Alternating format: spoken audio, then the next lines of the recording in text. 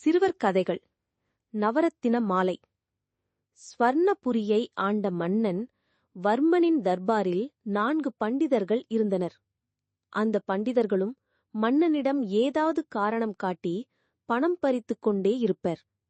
ஒரு முறை அவர்கள் மன்னனிடம், அரசே, நேற்று உங்கள் ஜாதகத்தை பார்த்தோம். இப்போது துஷ்ட கிரகங்கள் உங்களை ஆட்டிப்படைக்க விரும்புவதாக தெரிந்து கொண்டோம். அவை முதலில் உங்கள் 2 கைகளையும் செயலற்றுப் போகும்படி செய்யும் என்றனர். அதை கேட்ட மன்னன் பயந்து போய், இதற்கு பரிகாரம் ஏதாவது செய்து விலக்க முடியுமா என்று கேட்டான். அவர்களும், ஏனில்லை, இதற்கு பரிகாரமாக நீங்கள் ஒரு தங்க கோடாரி செய்து அதனை வெள்ளிக்கிழமையன்று பூஜித்து ஊர்வலமாய் மேளதாளத்துடன் எடுத்து சென்று ஒரு மரத்தின் கிளைகளை வெட்ட வேண்டும்.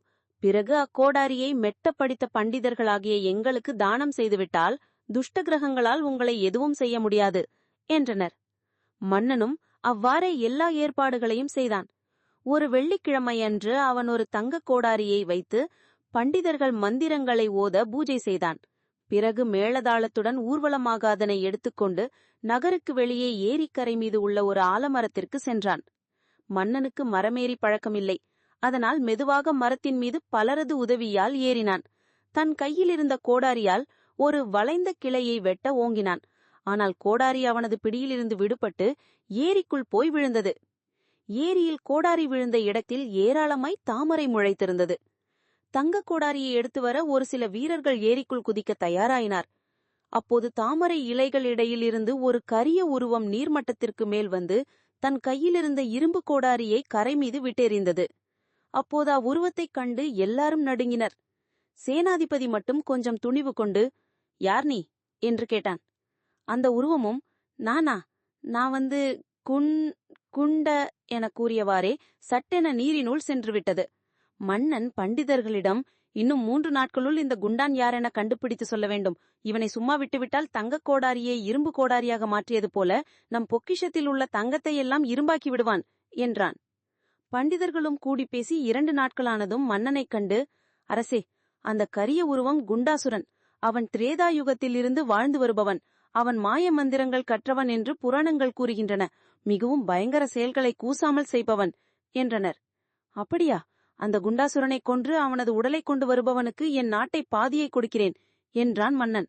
இவ்வாறு கூறிய மறுநாள் அரண்மனை தலைமை சமையல்காரன் அனந்தராமன் மன்னன் உணவு உண்டுவிட்டு இளைப்பாறிக் கொண்டிருக்கும் போது அவன் முன் போய் நின்று, அரசே, நீங்கள் மன்னிப்பதாக இருந்தால் நான் ஒரு விஷயத்தை கூறுகிறேன் என்றான்.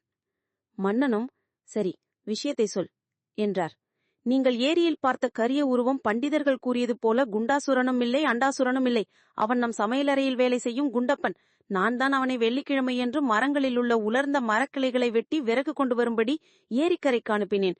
அவன் எப்போதும் கருப்பு வேட்டி, கருப்பு சட்டை, கருப்பு முண்டாசு கட்டியிருப்பவன். அவன் மரக்கிளைகளை வெட்ட போன போது நீங்கள் மேலதாளத்துடன் கோடாரியுடன் வருவதைக் கண்டு பயந்து ஏரிக்குள் குதித்து மறைந்து கொண்டான்.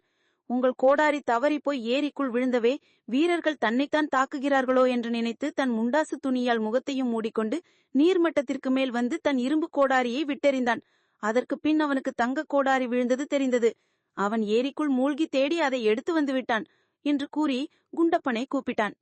குண்டப்பனும் தங்க கோடாரியுடன் வந்து மன்னன் முன் நின்று, அரசே, நான் தான் அந்த கரிய உருவம். பயத்தில் சரியாக பேச முடியாமல் என் பெயரை குண்டா என பாதியோடு நிறுத்தினேன் என்று கூறி தங்க கோடாரியை அவனிடம் கொடுத்தான். சமையல்காரன் அனந்தராமனும் நம் சமஸ்தான பண்டிதர்கள் எப்படியாவது இந்த தங்க கோடாரியை பெற திட்டமிட்டனர். அது பலிக்கவில்லை. கரிய உருவம் பற்றி கேட்டால் ஏதோ புராணங்களையே அலசி பார்த்ததாக கூறி குண்டாசுரன் என்ற பெயரை சொல்லி உங்களை ஏமாற்ற பார்த்தனர் என்றான். மன்னனுக்கும் அந்த 4 பண்டிதர்களும் ஏதோ சாஸ்திரம் பரிகாரம் என்றெல்லாம் சொல்லி பணம் பறிக்கின்றனர் என்பது தெரிந்துவிட்டது. உடனே 4 பண்டிதர்களையும் வரவழைத்து, இவன்தான் நீங்கள் சொன்ன குண்டாசுரன்.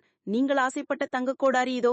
என்னை ஏமாற்றிய உங்களுக்கு 10 வருடம் சிறைவாசம் என்று கூறி அவர்களை சிறையில் அடைத்தான். குண்டப்பனை மன்னன் பாராட்டி தன் கழுத்தில் அணிந்திருந்த நவரத்தின மாலையை எடுத்து பரிசாக அளித்தான். அவனும் மகிழ்ச்சியுடன் பெற்றுக்கொண்டான்.